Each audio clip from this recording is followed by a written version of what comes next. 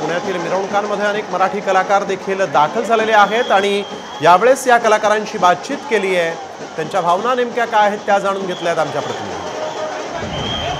श्रुती आहे माझ्यासोबत। खरं तर पुण्याचा गणेशोत्सव म्हणलं की ढोल पथक आलं। हो अगदीच हो काय नाही, छान वाटतं। 11वं वर्ष आहे कलावंत ढोल ताशा पथकचं आणि दरवर्षी देवाच्या कृपेने लक्ष्मी रोडला मी वाजवतो, यावर्षी सुद्धा आहे आणि वाट बघतोय। सगळे ऑलमोस्ट तयार आहेत। 2:30 वाजता आमचं वादन सुरू होईल।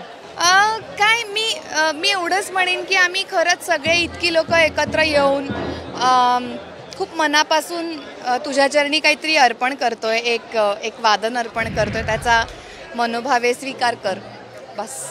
नाही, मला खूप अभिमानाने आनंद आहे की पुण्यातले जे काय नावाजलेले ढोल ताशा पथक आहे त्यात कलावंत नावही त्या ढोल ताशा पथकामध्ये घेतलं जातं आणि याचं सगळे श्रेय या कलावंतामधल्या प्रत्येक सभासदच आहे आणि मी कलावंताचा भाग होणं या सर्वात मोठं श्रेय हे सौरव घेतलं या माझ्या मित्राचं आहे।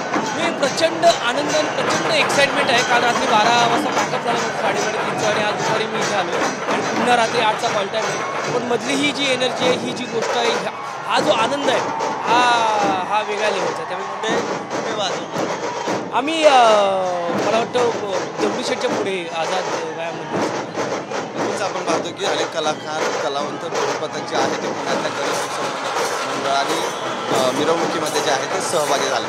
कॅमेरामन सुमित सह सचिन जाधव, साम TV न्यूज।